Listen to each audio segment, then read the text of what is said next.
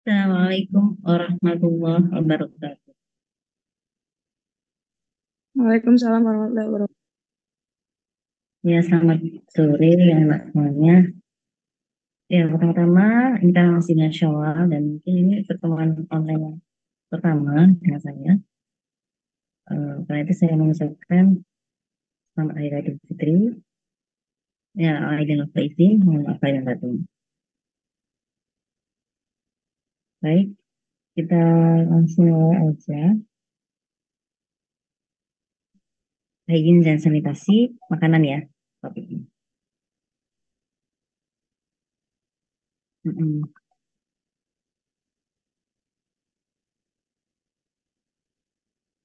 Sebentar, saya tutup dulu yang tadi.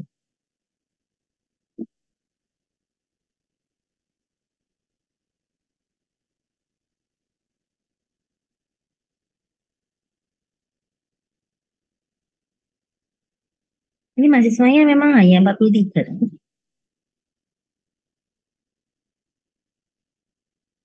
Satu. Namamu memang Agung Sukma Livia Friska gitu.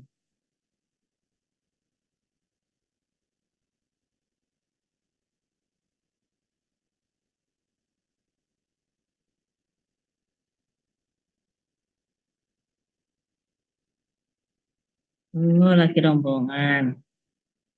Ya, ya, ya. Kurang situ pas dapat, Mas. Ya. Oke.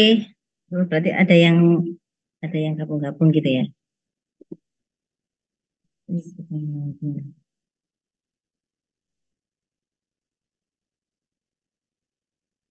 Ya, nah, udah tampak.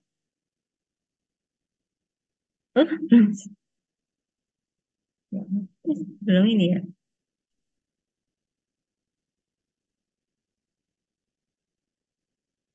Wah, nggak tahu.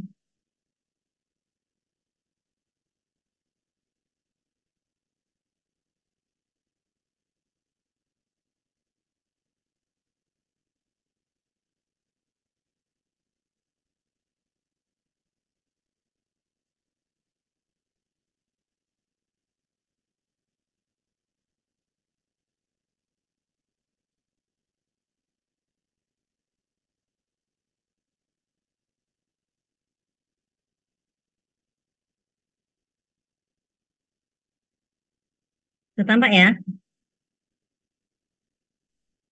Ya, baik. Ya, kita membicarakan tentang hygiene dan sanitasi makanan. Nah, em, apa membedakan antara hygiene dan sanitasi ya? Dan kenapa mereka itu selalu gandengan?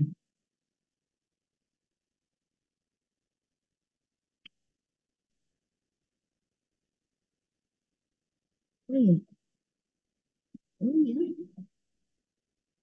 Yang lainnya juga gitu. Yang lainnya juga pernah terdengar. Kalau iya saya tak nyari headset dulu. Saya agak batuk, jadi mungkin nggak bisa terlalu keras. Masih kurang terdengar.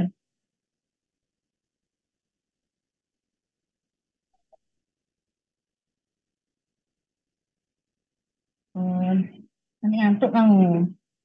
Saya tak nyari headset dulu ya. Tapi gimana?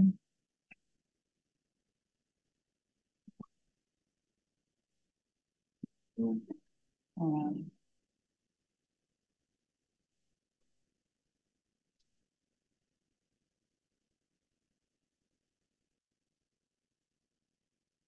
bentar.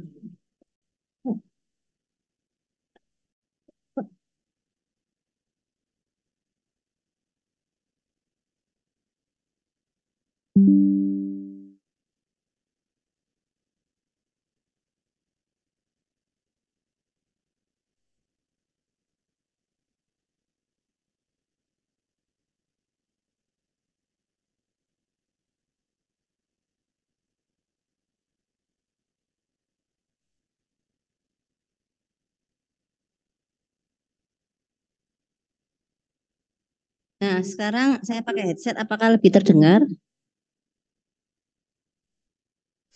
Lebih terdengar, Bu. Eh, Bentar, buat ngedein suara. Oh, itulah.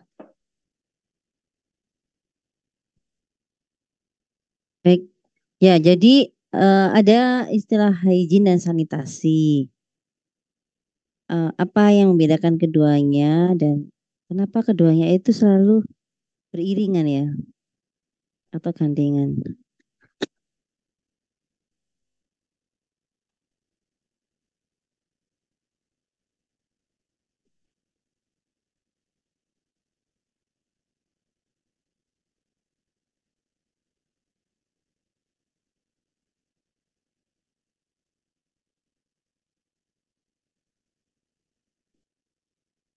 Kira-kira apa ini?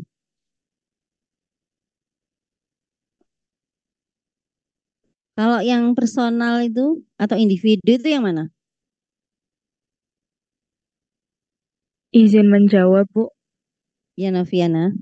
Sepertinya yang hygiene ya, Bu, yang individu. Kalau yang sanitasi itu lebih menyangkut ke lingkungannya. Ya, betul ya. Jadi dua-duanya itu ya memang tentang kebersihan ya atau ya kesehatan ya, kebersihan dan kesehatan ya. Itu yang menyangkut individu itu ada hygiene yang personal, sedangkan sanitasi itu yang terkait dengan lingkungan dari kita sendiri, personal kita sendiri ya. Sehingga eh, karena kita hidup bersama dengan lingkungan ya, jadi itu harus bersama-sama.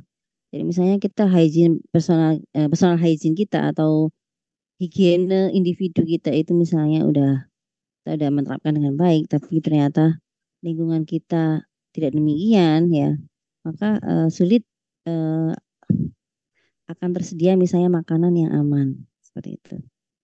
Misalnya kita udah cuci tangan pakai sabun seperti itu, di air mengalir.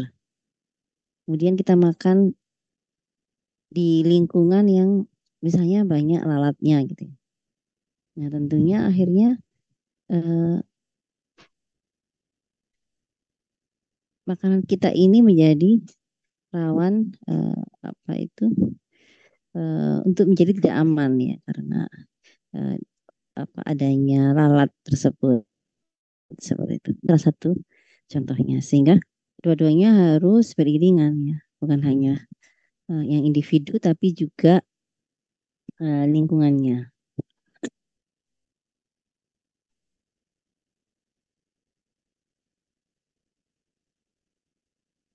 Ya, jadi kalau hygiene itu upaya kesehatan preventif yang beratkan pada kegiatan atau menitik beratkan kegiatan pada usaha kesehatan yang bersifat individu ya maupun pribadi hidup manusia. Kalau yang sanitasi lebih ke kesehatan lingkungan hidup manusia.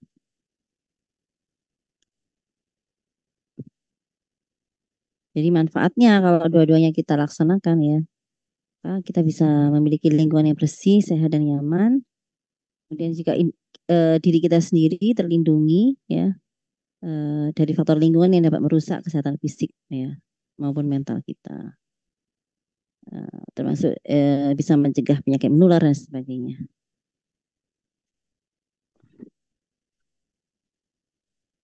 Nah, karena tadi judulnya ada hygiene dan sanitasi makanan, maka kenapa makanan itu perlu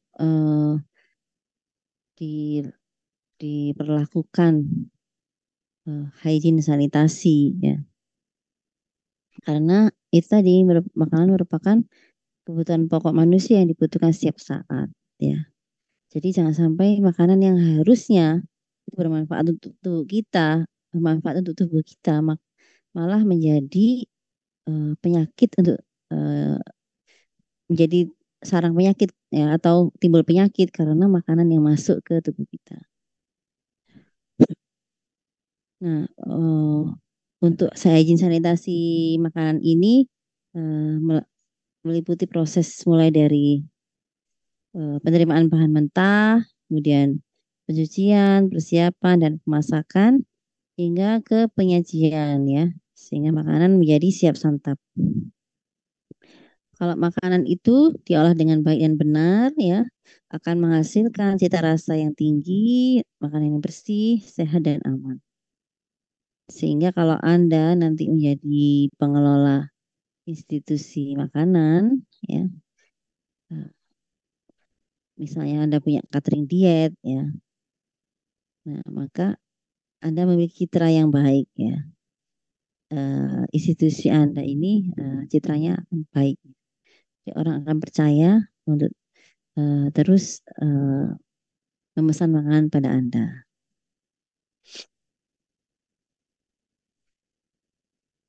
Karena kalau kita seperti Anda ini kan lagi perusahaan ya, praktik. Tidak melulu soal keuntungan ya, tapi Anda juga punya kewajiban moral untuk menyediakan makanan yang aman ya. Jadi jangan sampai setelah membeli makanan Anda ya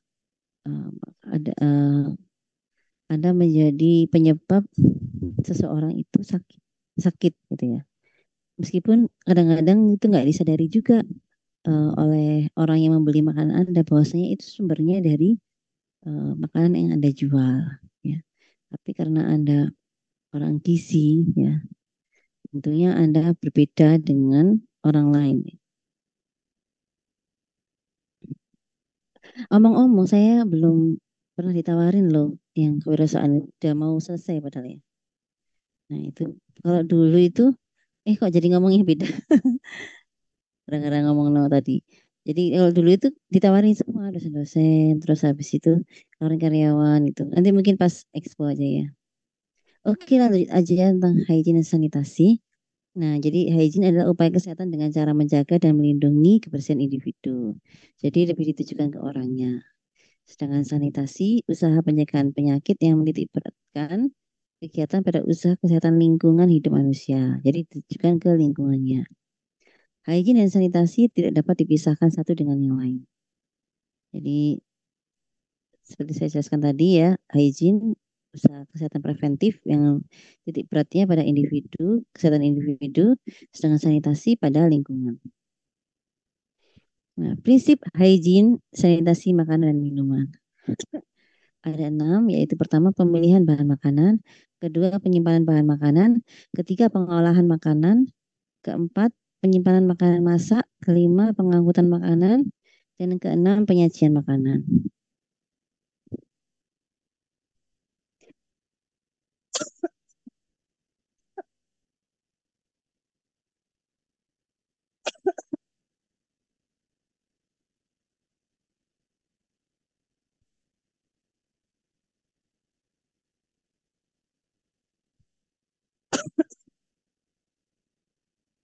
Ya, prinsip yang pertama pemilihan bahan makanan, hindari penggunaan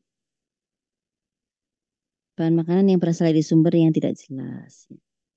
Jadi terutama ini ya, kalau dulu itu ada banyak kasus misalnya ayam tiren ya, ayam yang bangkai ayam yang dijual seperti itu.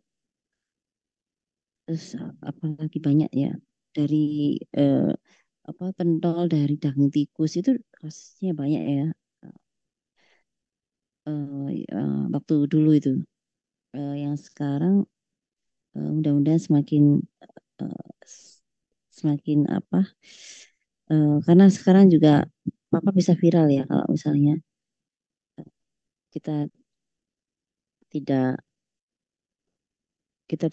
menjaga dengan baik ya kualitas pemilihan bahan makanan ya, bisa jadi karena kita nggak sengaja kita membeli ya daging yang itu tadi yang jenis-jenis yang ternyata sebenarnya tidak aman ya, karena misalnya sudah tidak segar dan sebagainya.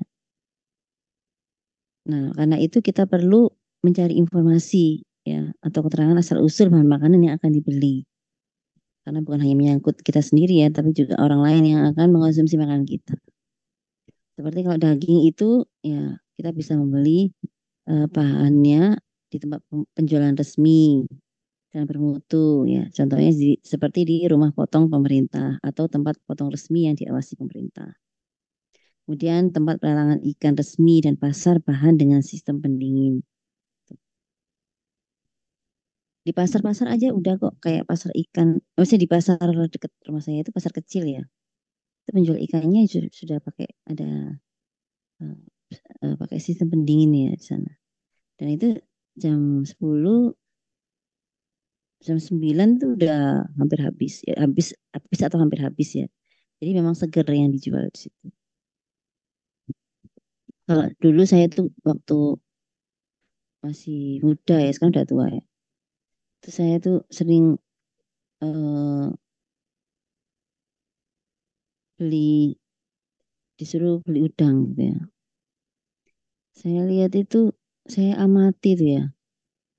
Selalu ada, tapi di pasar ya, bukan di supermarket, bukan di Superindo dan sebagainya. Itu atau bukan di pasar sih. Yang dulu itu karena waktu yang dulu itu rumah saya jauh dari pasar. Sehingga bisanya beli di melijo itu. Itu biasanya itu udang itu selalu ada yang campuran ya, campuran yang udah nggak segar ya biasanya itu. Kalau ada yang udah rusak gitu, itu terselip di udang-udang yang segar. Jadi kayak apa ya? Dan itu saya melihat itu kok polanya sama di beberapa penjual ya.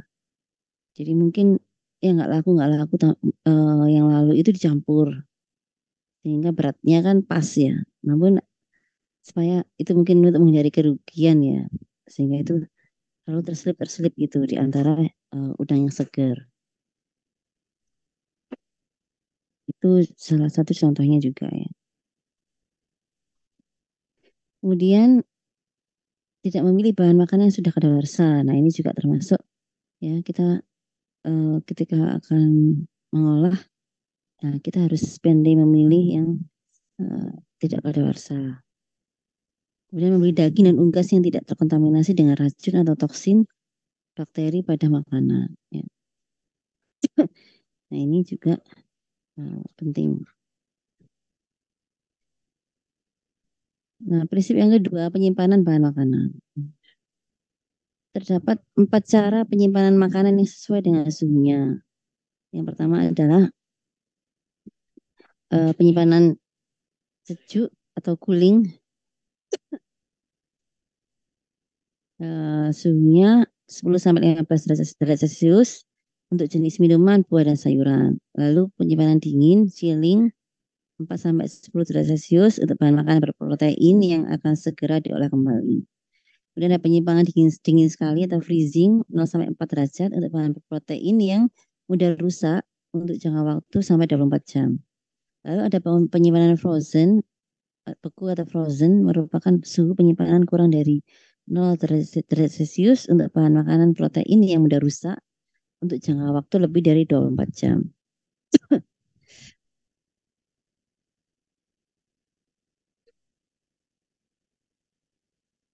Nah, syarat-syarat penyimpanannya.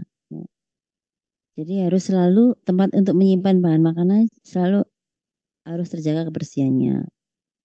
Kemudian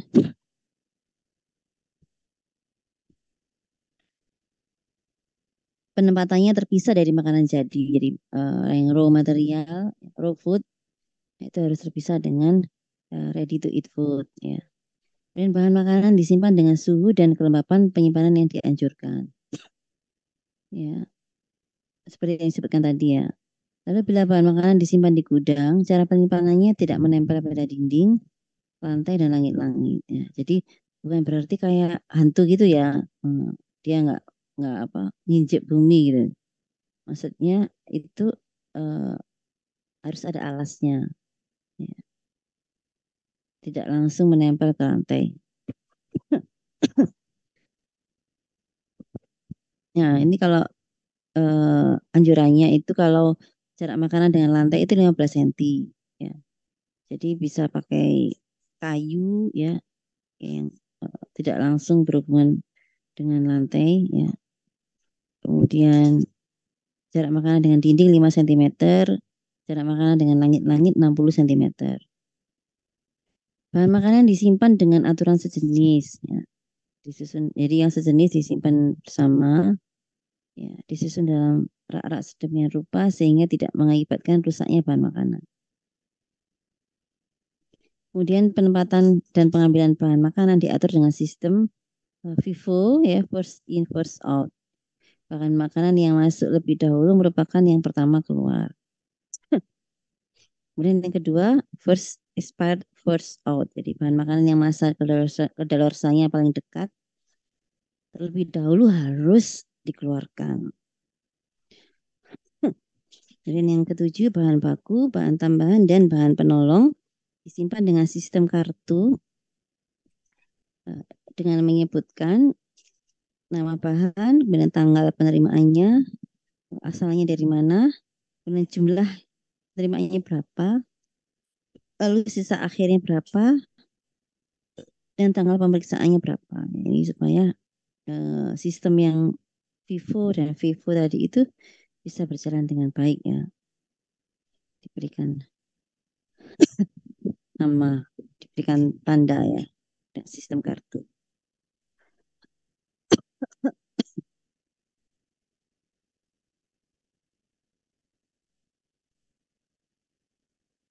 Lalu prinsip yang ketiga,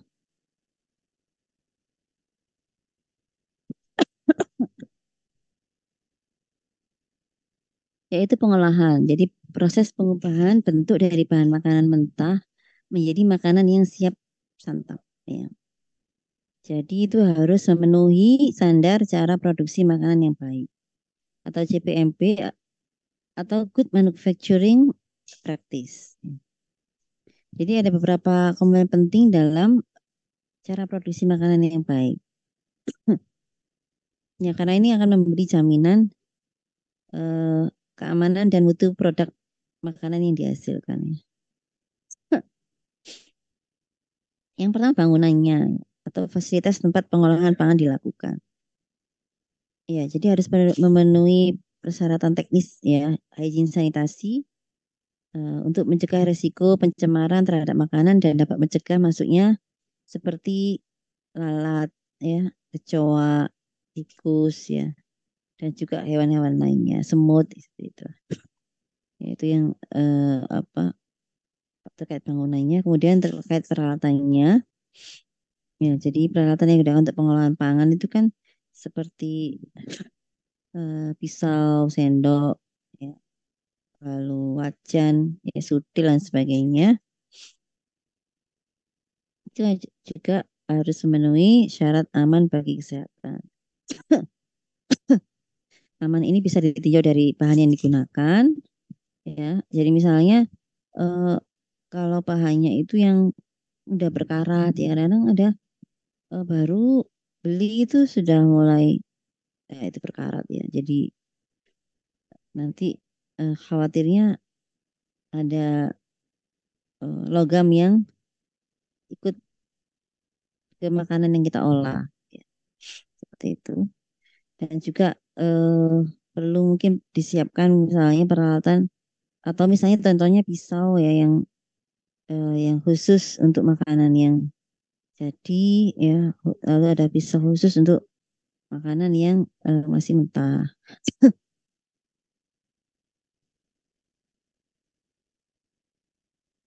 Demikian juga apa itu untuk ini, ya, misalnya kalau untuk tempat mencuci itu kalau idealnya memang dipisah juga, ya, untuk yang masih mentah, ya, maupun misalnya untuk makanan yang tanpa perlu diolah, gitu, ya. Nah, ya itu supaya, tapi kalau nggak bisa, ya, bisa diatur, ya, ketika kita mengolahnya atau, ya, terkait dengan peralatan yang digunakan itu untuk makanan yang jadi itu didahulukan. Nah, setelah itu baru makanan yang masih mentah. Setelah selesai makanan yang masih mentah, ya, dipastikan pergantian penggunaan yang ya karena keterbatasan ya, itu benar-benar higien sanitasinya dijaga dengan baik. Yang ketiga, penjaman makanan. Nah, ini yang penting ya.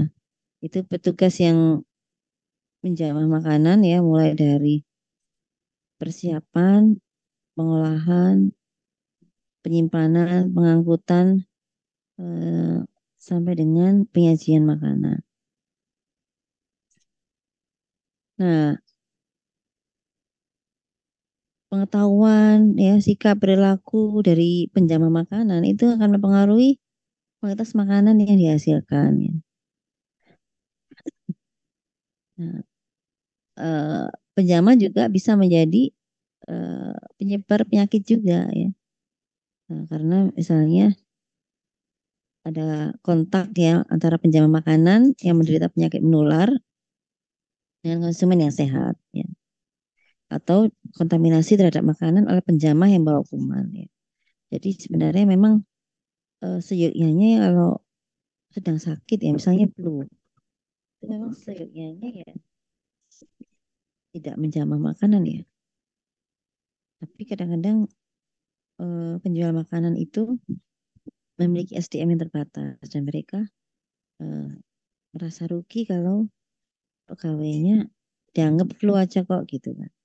Masa nggak masuk seperti itu. Jadi kadang-kadang juga apalagi yang di PKL itu ya, biasanya pegawai-pegawai ya karyawan-karyawannya ya, mengenai PKL mungkin di rumah makan juga itu seringkali juga ya mendapatkan apa sih kebutuhan ya, kebutuhan mereka yang bisa mereka bekerja dengan baik gitu ya. Artinya ada hak untuk izin sakit, hak cuti seperti itu seringkali terabaikan. Misalnya kan yang ada serikat-serikat buruh itu kan yang di pabrik-pabrik besar gitu ya. Kalau rumah makan yang skala-skala kecil itu agak sulit ya. Kadang-kadang mungkin kita nggak terlalu memperhatikan ya, kalau kita lagi ramai banget itu mereka mungkin nggak sempat duduk ya, ngobrol nggak sempat ya, duduk nggak sempat seperti itu. Bisa jadi masih juga diomeli ya sama entah dari konsumennya atau dari bosnya kayak gitu. Tapi kalau nggak kerja itu nanti makan apa, jadi seperti nggak ada pilihan. Nah, ini adalah penjamah. Nah, sebenarnya ada dari Permenkes itu sebenarnya sudah ditetapkan persyaratan teknis ya terkait hygiene sanitasi tenaga atau karyawan yang mengolah makanan. Jadi mereka itu sebenarnya harusnya memiliki sertifikat kursus hygiene sanitasi makanan. Itu di Permenkes sudah disebutkan seperti itu ya, tahun 2011. Lalu berbadan sehat yang dibuktikan dengan surat keterangan dokter ya.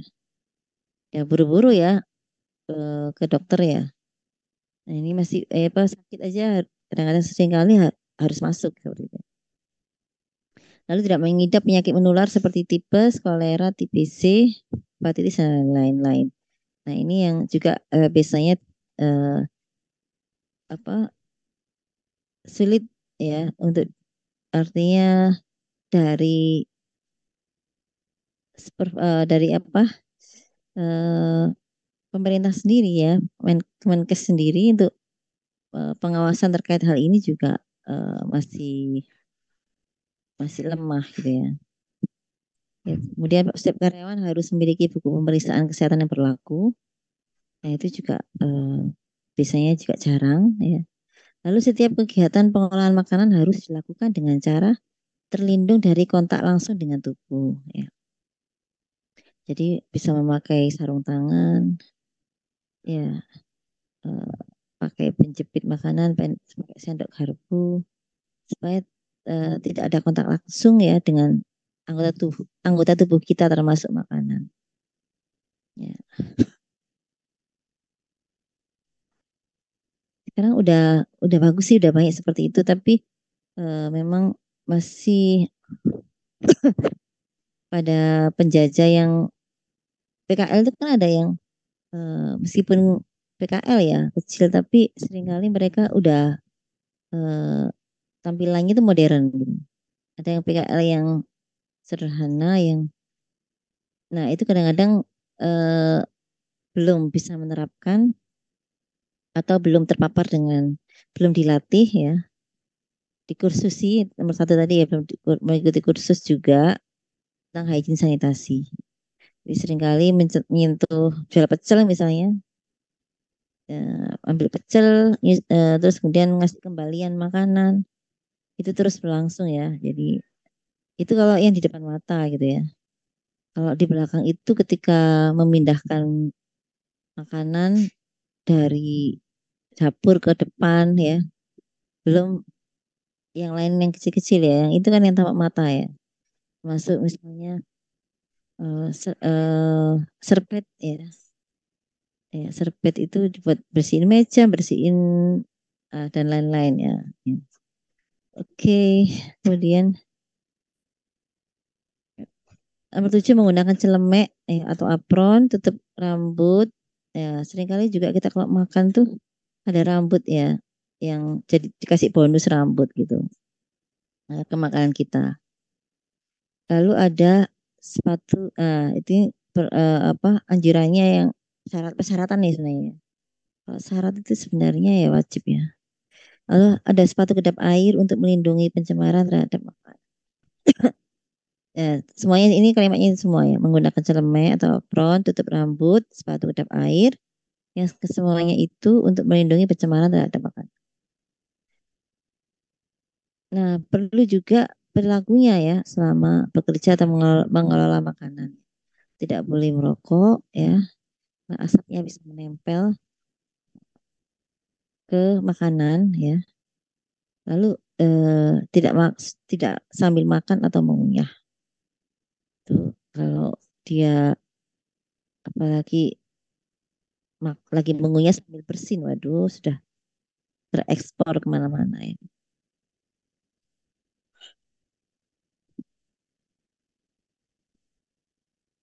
Nah, ini contoh gambarnya ya yang ada terlindung apron, menggunakan sarung tangan, menggunakan kacamata, menggunakan tutup kepala seperti ya. Jadi itu dia nggak kontak langsung dengan tubuhnya, nggak kontak langsung dengan makanan. Pelindungan kontak langsung dengan makanan matang ya jadi dilakukan dengan penjepit makanan, sarung tangan, sendok. Tadi sudah.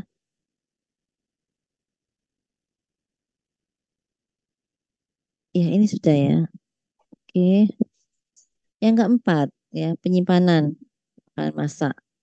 Ya sekarang makanannya udah masak ya saat diolah tadi. Jadi masih ada masalah lagi terkait penyimpanan. Jadi hal yang perlu diperhatikan ya, makanan tidak rusak, ya, tidak busuk atau basi yang ditandai dari rasa, ya rasanya udah berubah, kecut seperti itu misalnya. Lalu bau, ya baunya itu akan kita bisa membedakan makanan makanan segar dan tidak ya. Kemudian berlendir ya, jadi kemeringet apa sih istilahnya kalau makanan sudah berlendir itu, kemeringet ya istilahnya. Lalu berubah warna ya, lalu berjamur, lalu berubah aroma ya, lalu adanya cemaran lain atau adanya cemaran lain. Nah, itu harus diperhatikan ya. Kalau udah rusak ya jangan disimpan ya.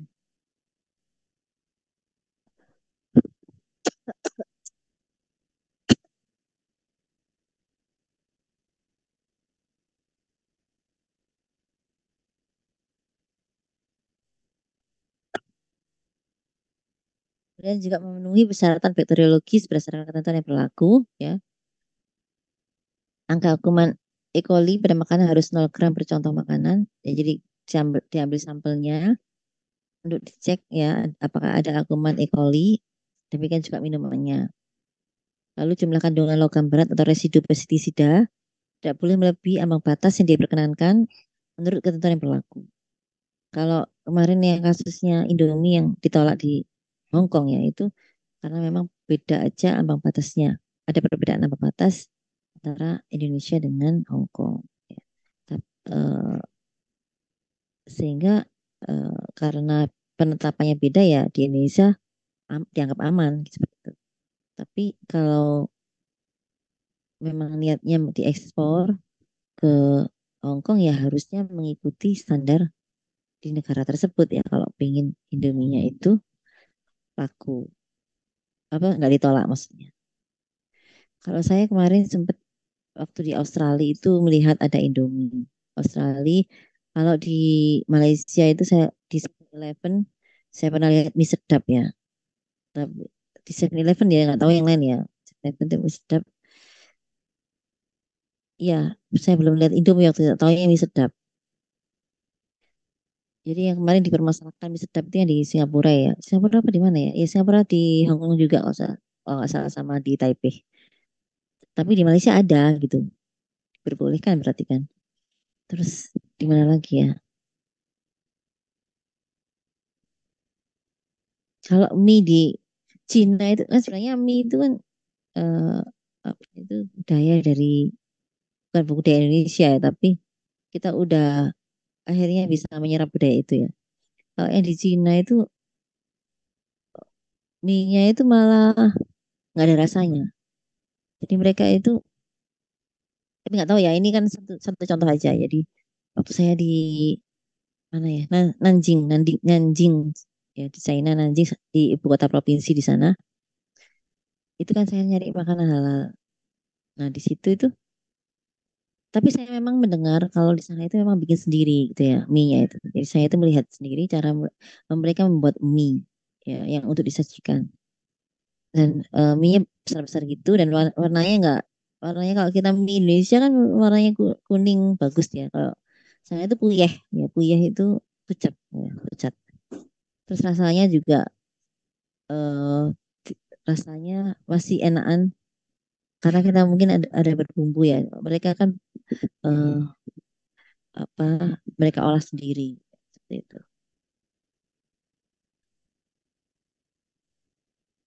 Nah, itu kita lanjutkan. Eh, penyimpanan harus memperhatikan ya FIFO dan FIFO. Lalu tempat atau wadah penyimpanan harus terpisah untuk setiap jenis makanan jadi dan dapat menutup sempurna tetapi berventilasi. Ya, jangan sampai nanti daging campur sama nasi gitu ya. Makanan jadi dipisah-pisah ya. Kalau wadahnya. Lalu juga makanan jadi tidak dicampur dengan bahan makanan mentah ya. Ini tidak boleh dicampur. Jadi penyimpanannya harus memperhatikan itu. Nah ini prinsip penyimpanan makanan masak. Jadi harus memperhatikan suhu.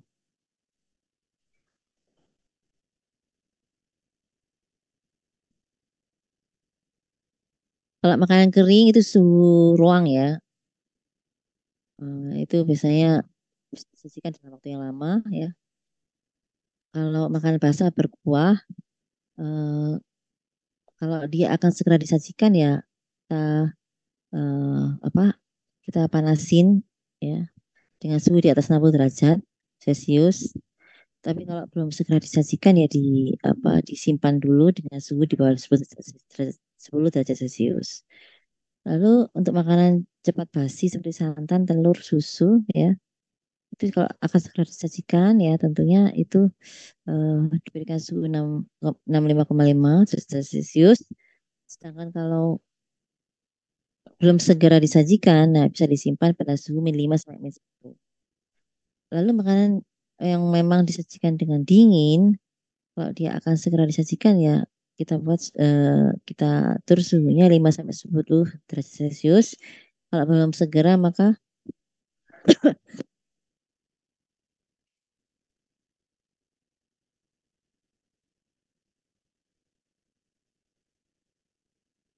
ini harusnya di bawah. Ini ada kesalahan ya. Ini coba nanti saya cek lagi ya. Kenapa dia di bawah min 10? Ya kalau di bawah min 10 berarti kan di bawah 5 juga di bawah min 10 ya. Oke, kita lanjut aja dulu. Lalu prinsip yang kelima yaitu pengangkutan. Ya, pengangkutan makanan ya tentunya ada beberapa hal yang perlu diperhatikan yaitu tidak boleh bercampur dengan bahan berbahaya dan beracun ya, untuk pengangkutannya. Kemudian pengangkutan menggunakan kendaraan khusus pengangkut bahan makanan yang higienis. Lalu bahan makanan diperlakukan dengan baik, tidak boleh diinjak, dibanting, dan diduduki. Ya, kalau Anda ngikutin yang lagi viral itu ya, yang di India itu ya, yang di Vrindavan itu ya, itu jadi buat lucu-lucuan gitu karena ada makanan yang diinjak-injak, ada yang pakai tangan yang diumek-umek ya, terus airnya dibuat cuci, air untuk bahan makanan itu juga dicuci di situ. Nah, dan sebagainya dibanting-banting juga. Tapi ini untuk pengangkutan ya, maksudnya kalau yang di video itu ketika pengolahannya.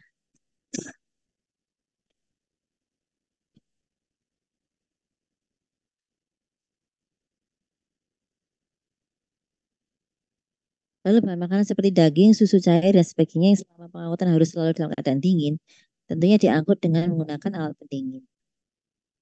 Jangan sampai karena tidak memenuhi syarat tersebut sehingga sampai lokasi menjadi eh, apa rusak gitu ya,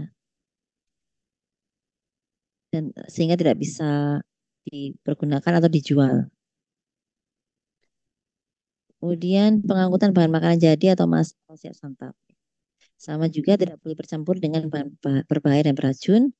Lalu pengangkutan menggunakan kendaraan khusus pengangkut makanan jadi atau masak dan harus selalu higienis.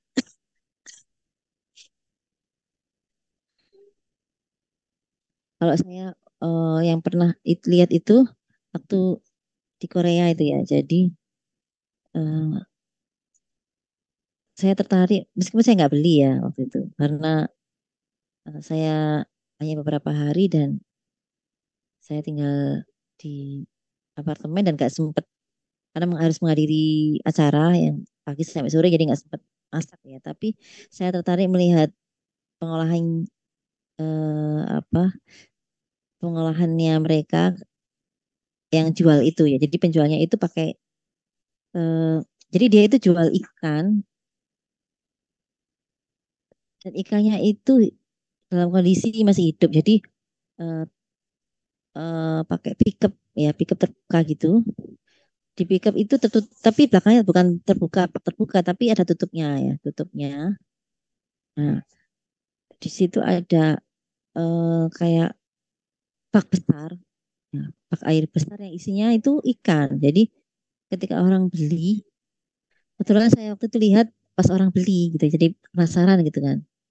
Jadi padahal ini bahan mentah ya, bahan mentah. Jadi orang itu eh, pakai peralatan lengkap ya. Jadi pakai sepatu, ya tadi kan sepatu yang tertutup tadi ya. Terus pakai celemek, pakai sarung tangan, ya. Kemudian pakai tutup kepala. Itu penjual di pinggir jalan ya. Itu ikannya juga segar, langsung dipotong-potong sesuai keinginan yang beli. Gitu ya. Itu dan apa sempat pingin sih tapi pasti nggak sempat ngolah gitu kan. Jadi cuma pengen tahu kalau di sana kayak gimana gitu. Jadi itu mengesankan ya melihat kayak gitu.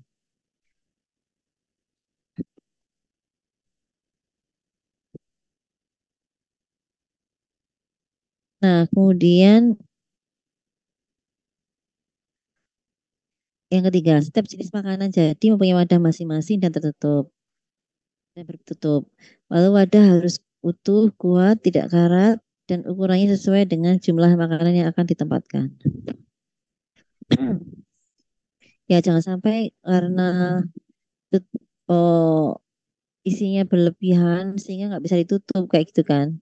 ukurannya harus sesuai yang makanan yang akan tempatkan ya, sehingga bisa tertutup rapat kuat gitu. Karena dalam perjalanan bisa banyak hal terjadi. Lalu isi juga tidak boleh penuh untuk menghindari terjadi uap makanan yang mencair.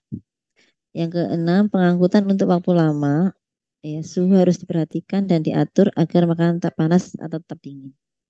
Jadi kalau itu waktu lama itu harus diperhatikan ya suhunya ya, dan diatur agar makanan tak panas atau tetap dingin. Ini tadi saya sudah cerita atau belum ya, atau kelas sebelumnya ya. Jadi ketika penyajian ya, ini di Jepang. Jadi di Jepang itu saya request makan halal di sebuah acara gitu, di sebuah konferensi. Tapi itu requestnya pas kita disuruh registrasi ya, registrasi kan ditanya apakah ada makanan khusus yang diminta. Ya saya nulis halal food gitu aja. Nah akhirnya itu semuanya prasmanan gitu kan. Tapi saya karena ada request itu, jadi disediakan kotak nasi kotak yang itu sebenarnya itu mungkin mereka memilih yang non hewani gitu ya untuk menghindar supaya artinya mereka mungkin kesulitan waktu itu ya, tapi sekarang Jepang udah bagus juga terkait halal penyediaan makanan halalnya. Jadi waktu itu mungkin daripada kesulitan akhirnya disediakan makanan yang vegetarian lah untuk vegetarian gitu. Tuh, nah itu tempat makannya itu bagus gitu ya. Jadi kayak kayu. Jadi kalau Jepang kan sebenarnya itu kalau kita kan karton ya. Di sana itu bentuknya kayu gitu. Nah, ketika dibuka talinya itu kayak keluar uapnya itu. Nah, sehingga makanannya itu masih kondisi hangat. Padahal dia nggak dihangatkan. Tapi ketika tali dibuka itu uapnya keluar, langsung keluar semua. Karena berarti sebelumnya dia itu diperangkap ya, diperangkap. Tapi di luar nggak tahu ini modelnya kayak gimana. Mungkin di ada ada kayak di, diberikan ruang-ruang khusus gitu ya di dalam kotak itu. Sehingga ketika talinya dibuka itu langsung keluar asapnya atau uap ya, uapnya itu.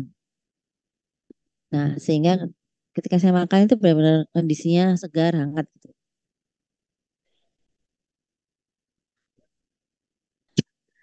Tapi kalau Anda naik pesawat ya, kalau Anda itu kita bisa request juga ya halal food gitu. Nah, ternyata itu kalau pengalaman saya ya waktu itu ya. Nah, berapa kali kalau request itu dapatnya itu eh, kebuli. Jadi dianggap sama. Jadi kayak ada satu agensi khusus yang menyediakan makanan halal yang itu kalau sepertinya eh, mereka mensuplai ke semua penerbangan internasional. Kalau ada yang request halal ya itu seperti itu. Jadi berapa kali kok menunya sama gitu ya. Kalau kita naik pesawat yang nggak request itu kan biasanya beda-beda kan. Nah itu kok sama terus kebuli. Nah itu, nah selanjutnya penyajian ya. Dalam penyajian makanan terdapat hal-hal yang harus antara lain setiap jenis makanan ditempatkan dalam wadah masing-masing dan diusahakan tertutup.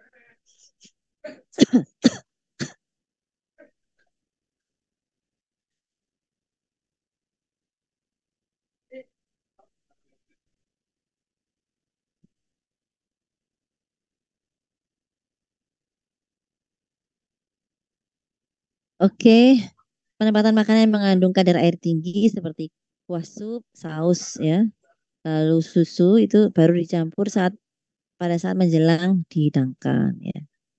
Jadi jangan eh, termasuk kita sendiri ya, kita sendiri eh, konsumennya kalau tidak segera kalau tidak ingin segera makan ya jangan ambil dulu gitu. Apalagi sudah dikasih kuah dulu ya. Itu eh, apa itu tadi sebaiknya ketika menjelang ada disantap gitu ya.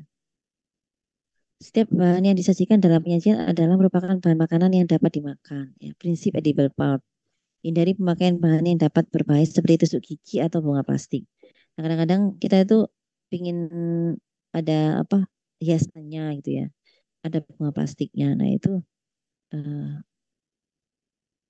takutnya nanti ya apa itu kita tusuk ya, kalau misalnya tusuk gigi tusuk ya, lalu bunga plastik itu dikira makanan. Tapi sebenarnya sekarang udah banyak sih hiasan-hiasan seperti apa tomat yang dibuat seperti bunga kayak gitu kan. Itu kan bisa dimakan. Terus juga daun-daun itu banyak juga sebagai hiasan.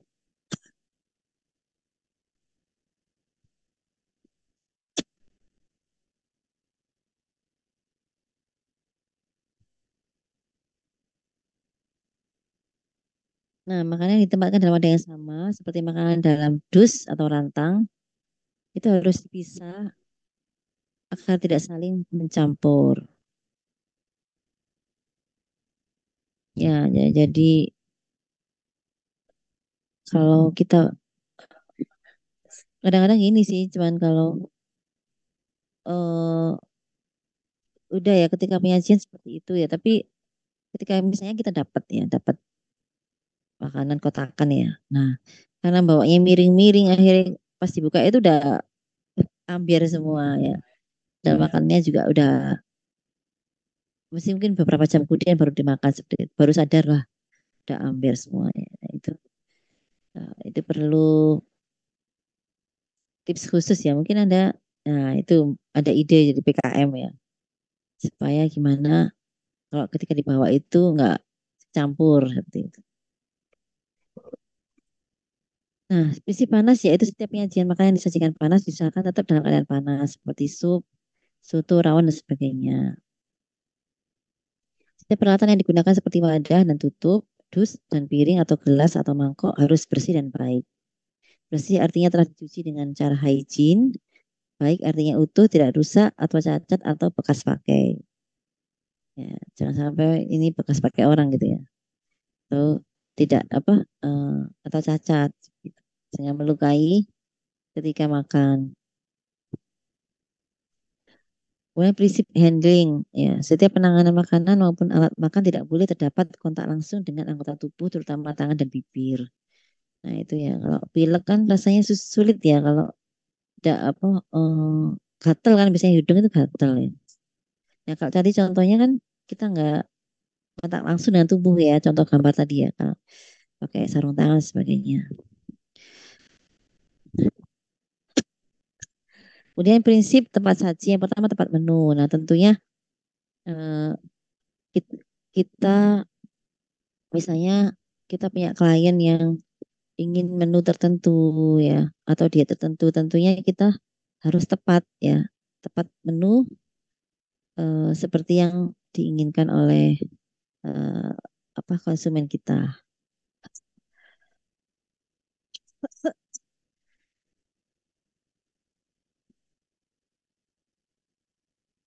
Baik itu termasuk juga macamnya ya, ada berapa macam itu jumlahnya, ya, cara penyajiannya yang diinginkan itu eh, kita sesuaikan ya dengan keinginan klien atau pasien kita.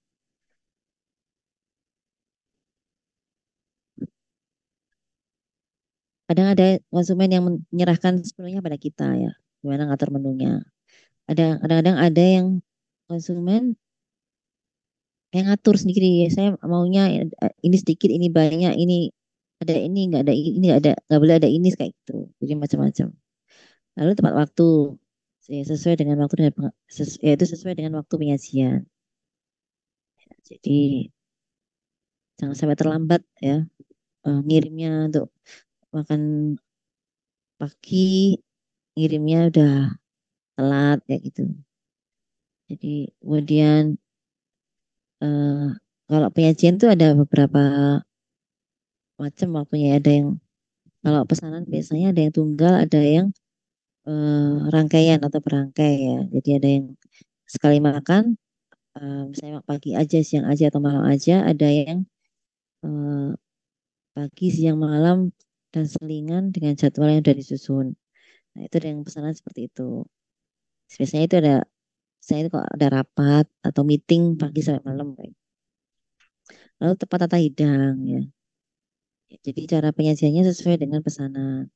Kalau misalnya mintanya prasmanan ya prasmanan gitu kan. Kalau kalau misalnya dalam kerdus atau box ya dalam box gitu. Lalu tepat volumenya. Jadi jumlah yang disajikan sesuai dengan jumlah yang dipesan ya. Nah itu jangan sampai kok terlalu sedikit ya atau terlalu banyak seperti itu. Selain itu juga perlu ada cadangan ya. Cadangan kita menyediakan makanan lebih ya supaya jangan sampai ada tamu atau pasien yang nggak kebagian makanan ya. Jadi supaya misalnya kita ya pesan ya wah kok di press ini rek ambek apa penyedia makanannya kita kecewa kan seperti itu kan. Jadi itu perlu ada cadangan.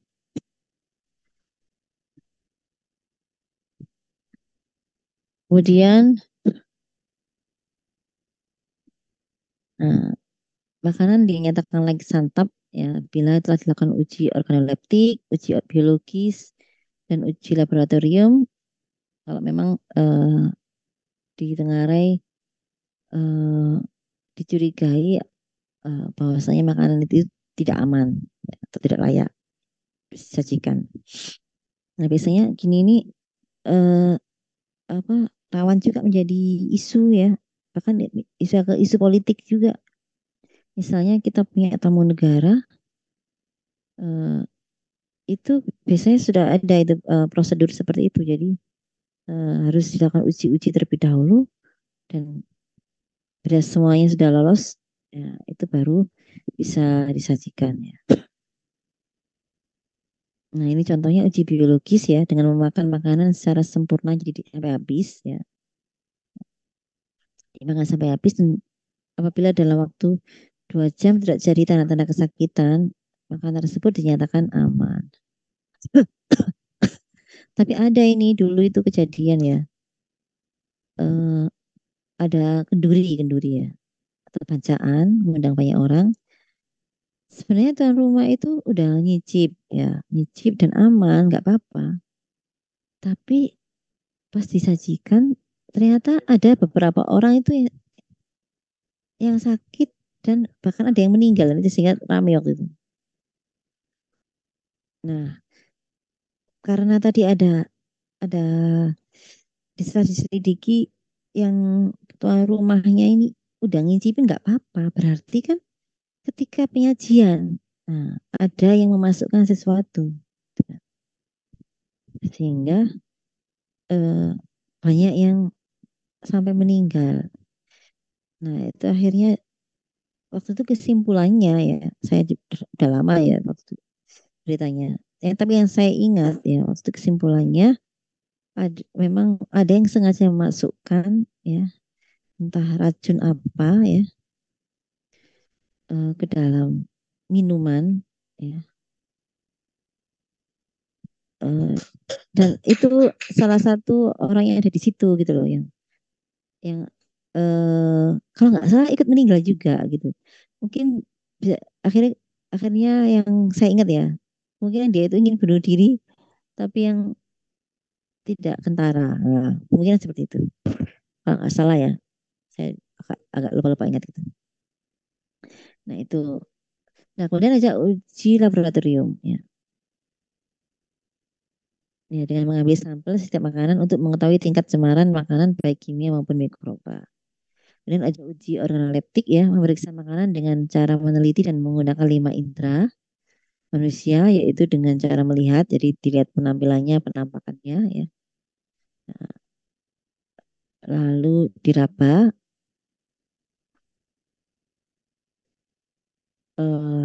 dilihat diraba teksturnya, keempukannya gitu ya. Kalau kalau roti kalau udah keras itu berarti kan sudah agak lama gitu. Lalu mencium aromanya. Jadi kalau kalau kita susu itu ya, susu kotak itu ya kalau meskipun belum kita incip itu sebenarnya dari kita bau gini sudah kelihatan gitu ya. Itu demikian juga nasi ya, di bau juga kelihatan. Kemudian bisa juga melalui mendengar ya. Contohnya telur ya. Jadi telur itu kalau bunyinya nyaring, apalagi plak-pluk gitu, kalau dia cocok itu tandanya berarti telurnya itu udah nggak baik atau bahkan udah busuk. Ya. Tapi kalau yang telurnya masih baru segar ya, masih bagus, itu malah nggak bunyi karena penuh, isinya penuh ya. Nah itu. Kemudian juga bisa dengan menjilat atau merasakan ya. Misalnya kalau udah kecut kayak gitu, nah itu berarti udah tidak layak. Ya. Nah, apabila secara 5 indera tadi itu ya, secara organoleptik baik, maka makanan dinyatakan layak santap ya.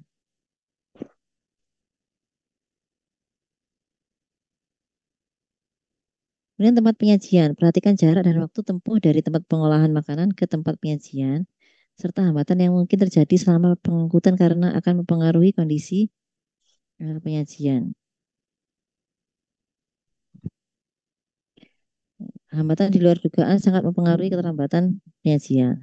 Nah, kemarin ada contoh lucu ya. Jadi sekarang itu banyak ya kejadian-kejadian yang selfie-selfie gitu loh. Jadi dia buka puasa ya, dia itu bawa es es buah kalau nggak salah atau ya es ada isinya gitu ya. Satu timba gitu. Satu wadah besar lah. Bukan bukan timba, tapi wadah besar. Nah, dia itu sambil apa guys guys gitu kan di video gitu. Nah, ternyata setelah itu dia kesandung, jadi tumpah semua namanya. Lalu itu buat buka puasa gitu ya. Nah, itu harus perhatikan juga kondisi eh, pengangkutannya sama pengangkutan. Termasuk misalnya Anda punya catering yang misalnya ada tempat pesanan yang jaraknya jauh ya dan macet. Nah, itu juga eh, kalau tidak perhatikan dengan baik, itu bisa mempengaruhi kondisi makanan itu ya. Atau caranya keronjal-keronjal ya misalnya di makanannya hancur semua sampai lokasi bisa aja kan. Kemudian cara penyajian ya. Ada penyajian meja, ada table service, yaitu penyajian di meja secara bersama, umumnya untuk acara keluarga atau pertemuan kelompok dengan jumlah terbatas 10 sampai 20 orang. Kalau ada prasmanan, kok ini udah pasti udah tahu semua prasmanan. Ada saung ya atau ala carte yaitu penyajian terpisah untuk setiap jenis makanan. Jadi satu jenis di meja satu jenis lagi di meja yang lain ya. Setiap orang bisa mengambil sesuai dengan kesukaannya. Lalu dus yaitu penyajian dengan kotak kertas atau kotak plastik yang sudah berisi menu makanan lengkap termasuk air minum dan buah yang biasanya untuk acara makan siang. Nah, ini biasanya kalau mendapatkan nasi kotak biasanya istilahnya itu ya. Lalu ada nasi bungkus. Nah, ini nasi bungkus penyajian makanan dalam satu campuran menu atau mix yang dibungkus dan siap santap. Nah, ini kalau bisa kita sering kali beli makanan seperti ini ya. Jadi itu harus langsung dimakan. Karena biasanya udah nyampur semuanya kan. Saya nasi Padang itu udah nyampur semua.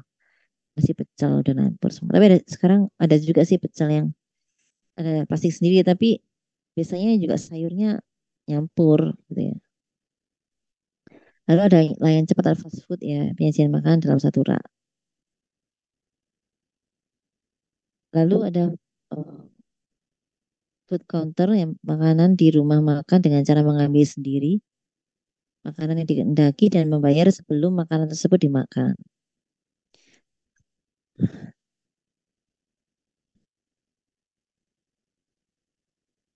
Sama kayak waktu saya berkunjung ke UPM Malaysia ya, di kantinnya itu kita ambil dulu makanannya, terus kita taruh di meja.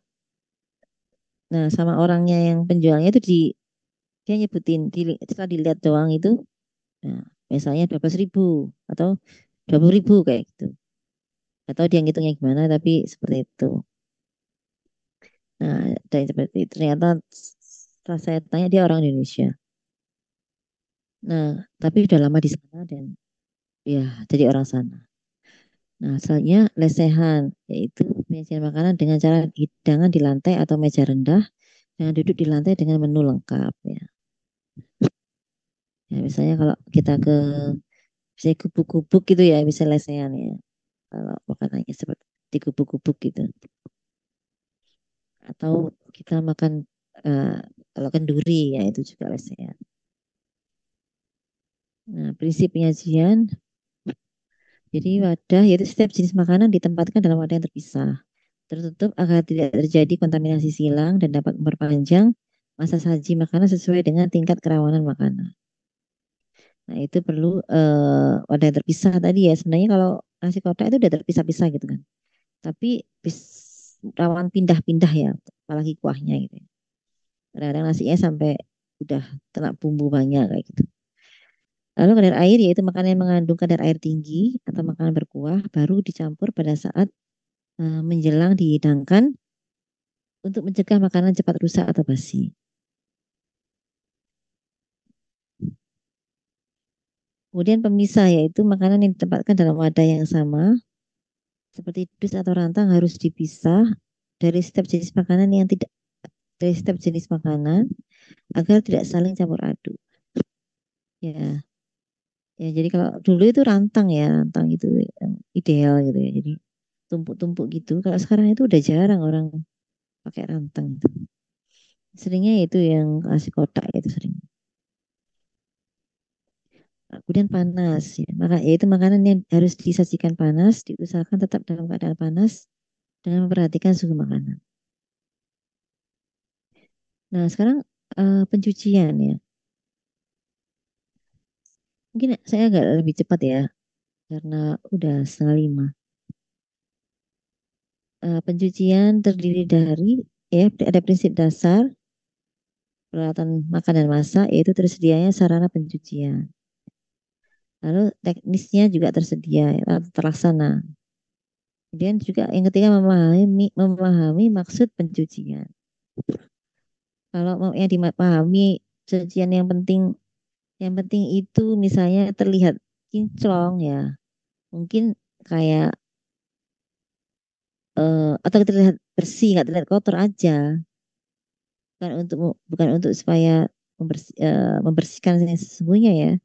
Itu itu banyak itu kayak gitu yang orang jual keliling-keliling itu yang pakai timba kecil itu kan kalau kita beli kan penampakannya piring-piringnya kan nggak kotor gitu. Tapi kan kita lihat eh, tempat cucinya kan kayak gitu ya. Nah, yang pertama sarananya. Sarana pencucian ada hardware, ada software ya, kayak komputer gitu ya. Ada hardware, software ya. Nah, yang dimaksud dengan hardware di sini yaitu sarana fisik yang permanen dan biasanya dipakai berulang. Ya. Ada 3 bagian. Yang pertama bagian persiapan. Yang kedua bagian pencucian. Yang ketiga bagian pengeringan. Kemudian yang perangkat lunaknya yaitu sarana yang bersifat habis dipakai seperti air bersih, zat pembersih, bahan penggosok dan lain-lain. Untuk teknik pencuciannya ada beberapa tahap. Yang pertama scraping ya, kita buang dulu sisa kotoran. Ya, itu kita pisahkan kotoran dan sisa-sisa makanan dari peralatan makan atau masak yang akan dicuci. Jadi kita pisahkan dulu ya, kotoran-kotoran itu dikumpulkan dulu di tempat khusus pembuangan gitu ya. Itu ada seperti itu juga kantin seperti itu. Jadi kita diminta setelah makan diminta membuang sisa-sisanya, setelah itu baru dikumpulkan. Nanti biar yang nyuci tinggal mencuci sudah tanpa kotoran yang eh, tampak gitu ya. Tinggal kotoran yang misalnya nempel apa bumbu dan sebagainya nempel nggak bisa dipisahkan seperti itu. Itu tugasnya yang mencuci. Lalu ada flushing yang merendam dalam air. Itu mengguyur air ke peralatan makan yang akan dicuci hingga peralatan terendam seluruhnya. Tahap ini bertujuan untuk mengangkat sisa makanan yang menempel pada peralatan masak dan makan. Itu direndam dulu, lalu dicuci washing ya dengan deterjen. Jadi deterjen itu cuci piring gitu ya. Nah, jadi digosok lalu menggunakan deterjen untuk membersihkan, lalu rinsing ya, membersihkan dengan air bersih ya. Mencuci peralatan yang telah dicuci menggunakan deterjen ya sampai bersih dengan dibilas air bersih ya. Kita bilas dengan air bersih. Air yang digunakan harus banyak dan mengalir ya. Jangannya nggak mengalir dan sedikit ya. Lalu sanitizing atau disinfection ya. Tahap ini bertujuan untuk membebaskan hama dari peralatan setelah proses pencucian. Peralatan yang telah dicuci harus dijamin bersih dan aman dari mikroba dengan cara sanitasi atau disebut desinfeksi. Yang keenam, toweling atau mengeringkan, ya. Mengusap dan mengeringkan peralatan menggunakan kain bersih. Bukan kain yang dipakai ngelap meja, ya, dan sebagainya. Tapi benar-benar kain khusus untuk mengelap, ya, yang peralatannya sudah dibersihkan. Nah, tujuan tadi kan harus ada tujuannya. Yang pertama itu adalah menghilangkan kotoran-kotoran kasar. Langsung aja ya, biar agak cepat. Lalu menghilangkan lemak dan minyak, ya. Yang ketiga menghilangkan bau, ya. Kalau yang jeruk nipis ini, sekarang sabun-sabun itu, sabun cuci air, cuci piring maksudnya. Cuci piring itu sudah diberikan tambahan ya, mengandung jeruk nipis seperti itu. Nah, oke, lalu melakukan tindak sanitasi, desinfeksi bisa dengan merendam air panas ya. Jadi yang ini pernah saya atau pengalaman saya yang waktu ke Mahidol di Thailand di kantinnya itu sendoknya ditaruh dalam air yang mendidih. Jadi kita ngambil di situ gitu. Lalu merendam atau bisa juga dengan merendam dalam larutan klor selama 2 menit atau merendam dengan air kapori dan membilas kembali dengan air matang. Dan yang ketiga mengeringkan peralatan menggunakan matahari. Jadi tidak harus yang seperti di atas ya, tapi bisa dengan sinar matahari ya. Untuk sanitasi dan desinfeksinya. Atau juga menempatkan peralatan di oven penyimpanan kering ya. Jadi biasanya ada khusus gitu ya, penyimpanan kering, oven penyimpanan kering. Yang kelima mengeringkan peralatan yang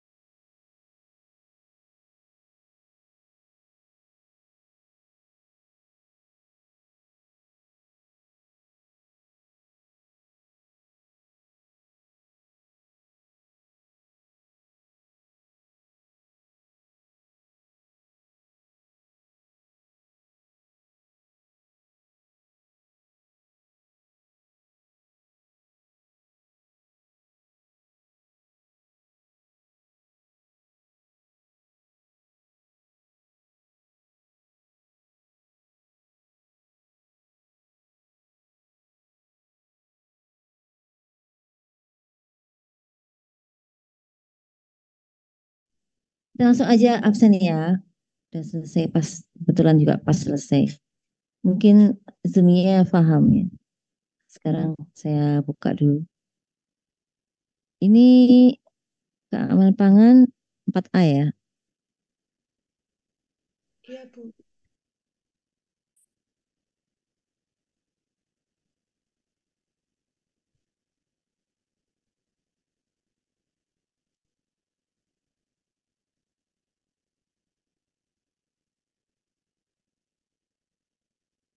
Empat a.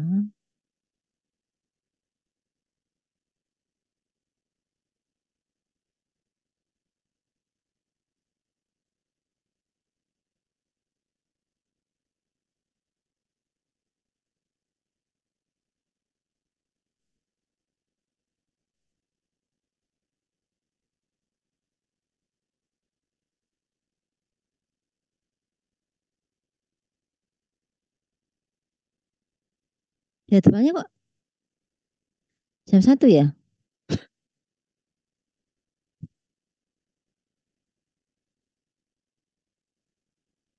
4A kan ini? Oh, harusnya jam 1 tadi ya?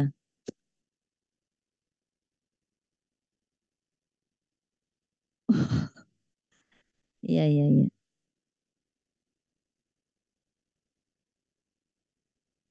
Oke, saya tak share.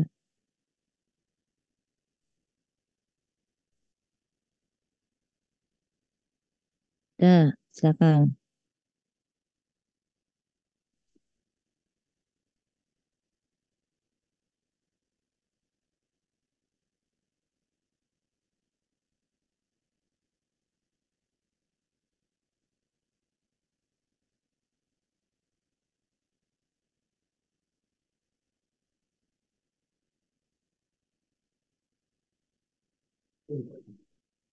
Hadir tapi kok sekarang tinggal 55 yang hadir ya?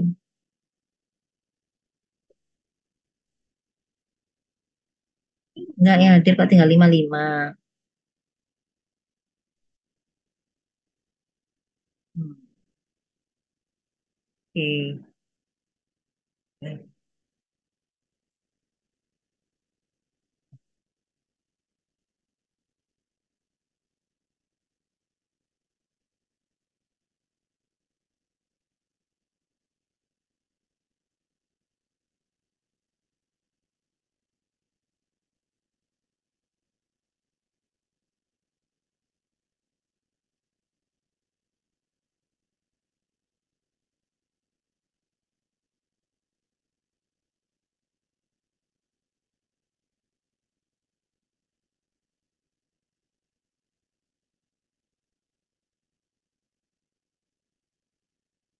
Masih banyak yang belum.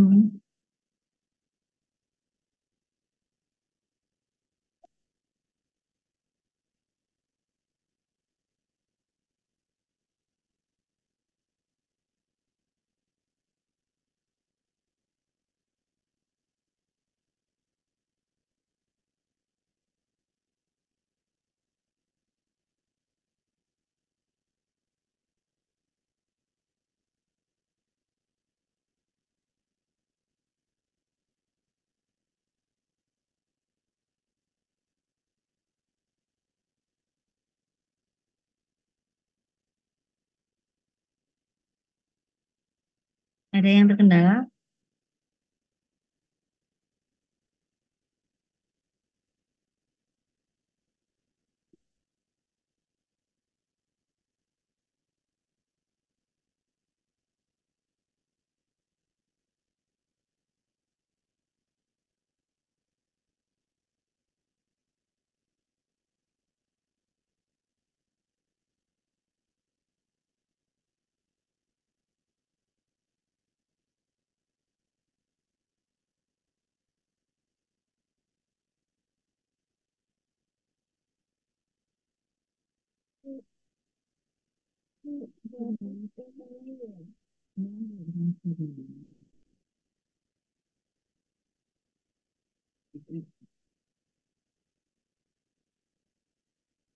Sudah, ini kayaknya ya tinggal 3 orang ya. Kayaknya apa nggak hadir ya mungkin ya. Nah, Debrina, Nailul, Amaniatus sama-sama ya. Permisi Bu, saya hadir, tapi ini saya nggak double device, jadi nggak bisa absen, nggak bisa nge-scan. Oh ya. Apa lagi? Nailul? Makasih Bu. Nailul nggak ada. Kalau Salma? Oke, Salma nggak ada juga. Baik, kita akhiri dulu ya. Mohon maaf. Terima kasih. Wassalamualaikum warahmatullahi wabarakatuh. Waalaikumsalam warahmatullahi wabarakatuh. Terima kasih Bu. Sama-sama.